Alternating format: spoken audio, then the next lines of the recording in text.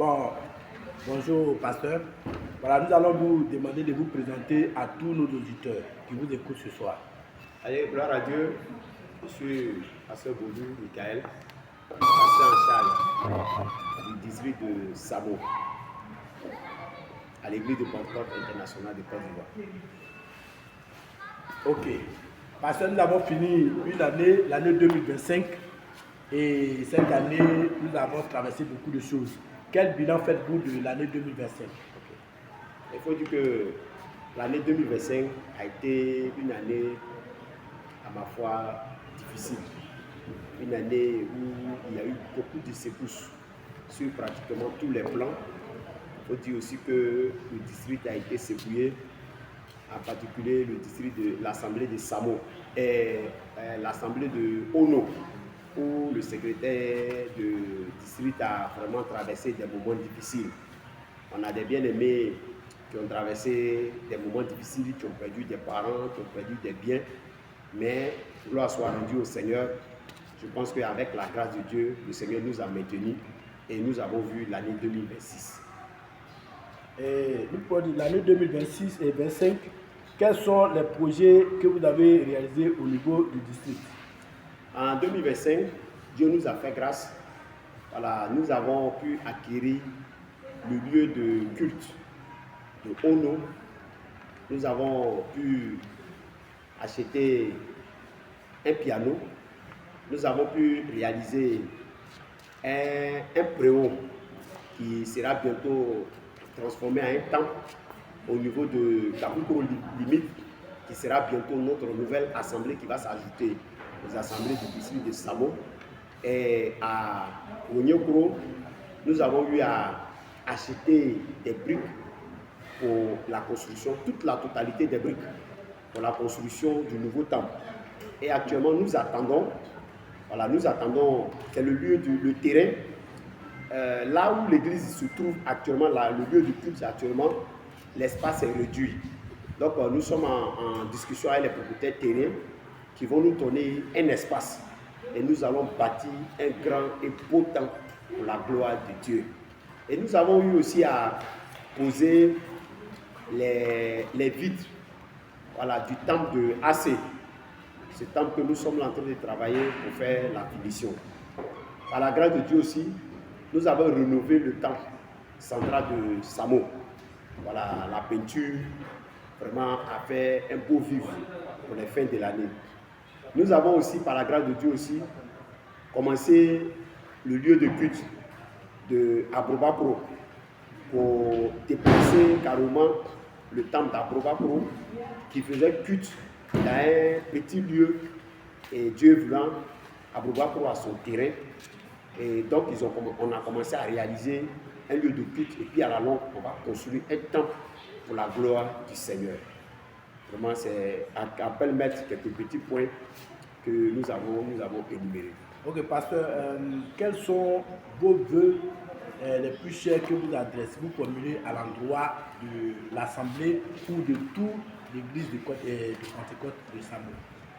Mes vœux est que le thème qui nous a été octroyé cette année par le canal de notre très cher président et le secrétaire général, que je remercie au passage, et tous les membres du conseil d'administration.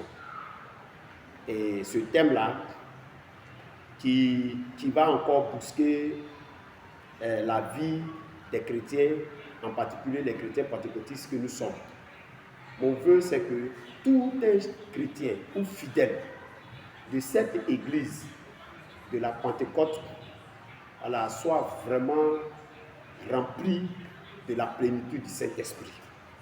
Notre premier objectif, c'est que les fidèles reçoivent vraiment la présence de Dieu et que nous puissions encore gagner des âmes, ouvrir encore d'autres villages et que l'église puisse s'attendre et que l'église puisse grandir. Vraiment, c'est les vœux de bonne santé, les vœux de convivialité, les vœux de paix à tout et chacun de nous que je voulais souhaiter à notre très cher district. Et aussi, nous voulons que vous lanciez un appel parce que nous savons que la semaine prochaine, nous avons une formation dénommée École des leaders. nous voulons que vous lanciez un appel à l'endroit de tous les fidèles, de tous les responsables de SAMO et aussi tous ceux qui de loin peuvent suivre cette formation à travers notre plateforme. Nous voulons que vous leur lanciez un appel à toutes ces personnes. Après la semaine qui vient, la semaine qui est consacrée à notre institut biblique, nous allons faire, vraiment, nous tenons à lancer un appel aussi, profiter de votre micro, lancer un appel à tout et chacun de nous. C'est notre institut biblique. Et tout fidèle de l'église Pentecôte devront ensemble nous atteler à contribuer pour que nous puissions élever des fonds pour soutenir notre institut biblique dirigé par le directeur, notre papa Fangata, et tout son staff, les enseignants et autres.